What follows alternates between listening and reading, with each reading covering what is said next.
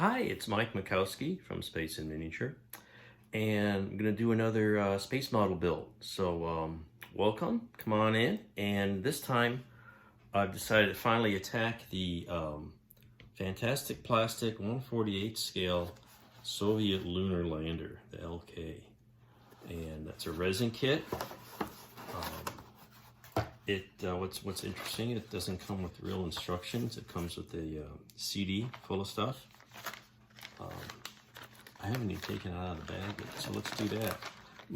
I did look at it briefly, but my first impression is it's small. I didn't realize how small this thing is. It's got a bunch of photoetch, which looks like fun. We love photoetch. Some of the parts are real small, so they give you some wire and some decals.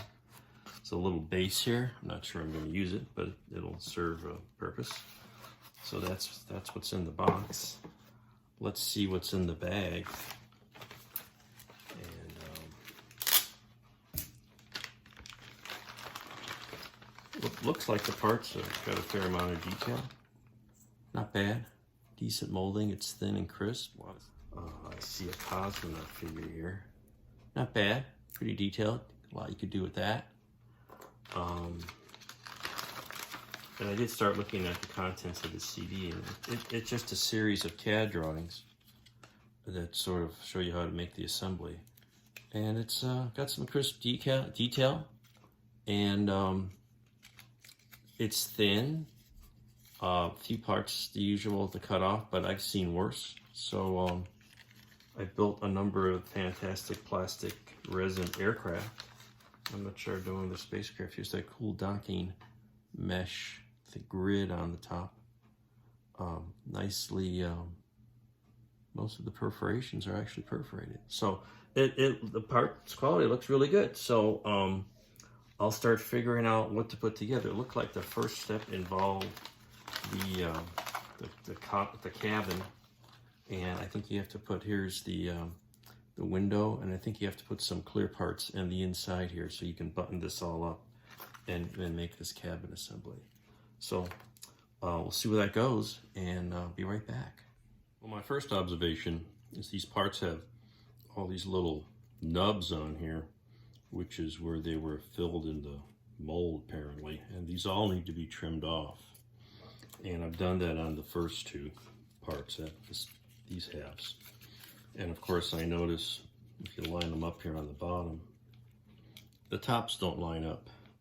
But it's basically a matter of they're warped, and if you glue that down, it'll be okay. So I'll probably glue this at the bottom, let it set up, and then I might even heat this up a bit. Try to bend that down.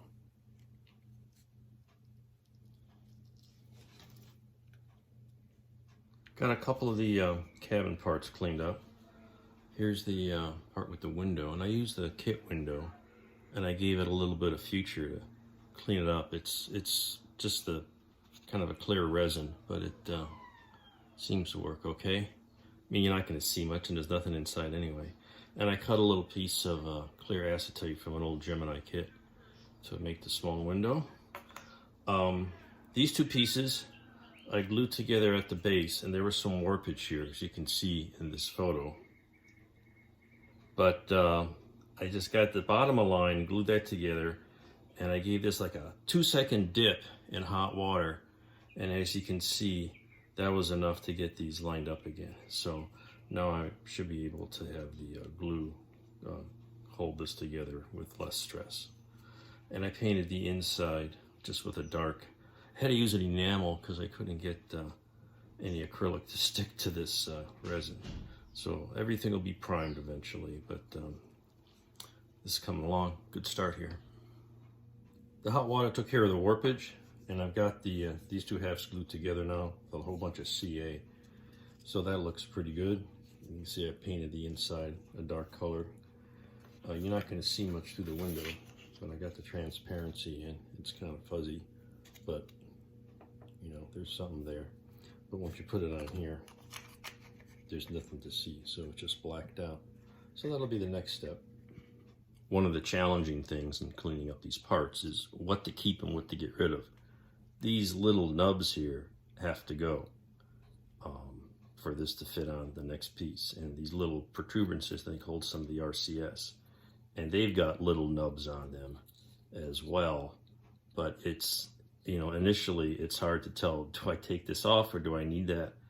And you stare at the quote-unquote instructions long enough and you eventually figure out, yeah, these things are going to be in the way. So they all have to be carefully shaved off and then reproduce the little shelf here. So it's very fussy, sanding, filing, scraping, knifing off these parts to get them cleaned up, ready to go. Here's more little nubs that have to be cleaned off. Fortunately, it's on the bottom where you're not going to see it, but it's still a lot of trouble, and you got to get in here and clean all these off. But the ascent stage, which is coming together nicely, is going to sit very cleanly on here. So that's going to be good. What I'm trying to do is figure out what's getting blankets and what's not, and when to put them on, and if there's any sub painting that needs to be done. So there's a lot of engineering going into this in terms of determining the sequence of what gets painted. Let's see what direction we're going here. So you can see I've got the airbrush station out, and what I've decided to do is, and you know, some of these sub-assemblies, cover most of it with a whitish cloth. And I got these mailers from Prescriptions, and it's a nice off-white, flat, very flexible, and I've used this in a few other places, plastic. And I'm gonna cut this into small pieces and use this as blanket material. I'm just gonna go with the white. Green is cool, but no, not this time. So some of the stuff though will be painted, so not everything it's exposed. For example, the hatch is going to be, no light here, is there? Here we go. The hatch is going to be, of course, exposed. So I'm just going to get a metal coat.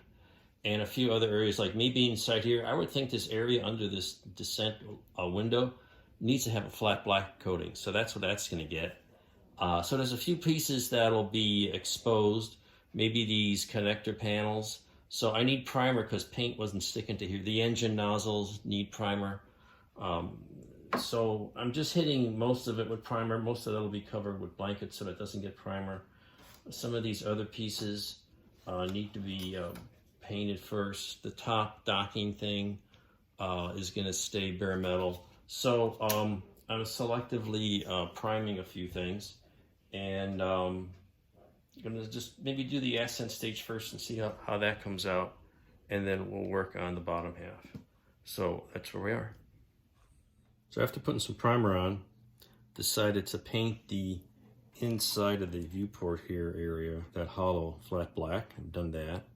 And then I got the airbrush out and used some Vallejo steel onto various boxes and structural elements that may or may not be exposed. Certainly the hatch will be exposed, so that gets metallic shade.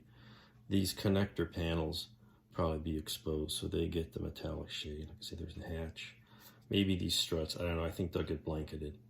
There's another connector panel here, some boxes, and the engines got metallic color. So that's getting pre-painted. I'm gonna go by hand around this rim here. I had to repair the bottom half because it was such a fragile piece of PE, it just disintegrated. Also painted the inside of the top RCS section, and that'll get the docking grid. This still needs primer on the other side. This will get mostly blankets except for the little struts that the nozzles go on. So do some hand painting here and then start blanketing this stuff. It's a matter of, you gotta get the right sequence of paint, blanket, and assembly, because sometimes you can't put the blankets on after you put it together because the parts are too fragile. So that's where this is all heading. In cleaning up all these little parts, there's a bunch of fuel tanks. Here's little thrusters. These will go on the top. So I'm focusing on things that will go on this section. I'm trying to get that blankets on here to kind of see how it works. Found this gizmo, which it's interesting. There's different versions of the LK references and museum models, and they're all different. They don't always match the kit. There's stuff on the kit that's not in the museum, and there's stuff in the museum that's not on the kit. But this is supposed to connect between this connector panel, and you can see there's matching male and female attachment points, and it's really just containing cables, and there's a box here. Let's see if I can get you to see this. And this is supposed to go where that X is. Clearly it's not, something's really off. And so I'm gonna have to make some adjustments to this attachment point on the bottom. Not a big deal, but it just makes an example how fussy this kit is. Sometimes things don't work out like you expect. I got to the point where I'm trying to put some blankets on this thing, and I'm using this bag material, and it's got a nice texture and finish to it. And I put all sorts of metal foil adhesive on select areas here, and I cut a little piece out and trying to get in, but it's not sticking very well. I think the back of this surface is too slick. It's too slick to stick. It doesn't conform to the shapes. This is going to get sort of a general tint, but you know, you put a piece here, and I just put the glue on the model, not on the back of this, because I tried this on a little test, and the glue was just kind of wicking back off of this stuff. It's the back of it's so slick, because you have to use like small pieces. It's just not sticking the way I'd like it to. And then I even tried some adhesive tape. Some of this, this is ancient Scotch tape. It comes in different colors. And even a piece of this just does not adhere very well to the surface. It's not going to conform, particularly if you want it to conform to a shape and make a tint out of it. It's just too thick.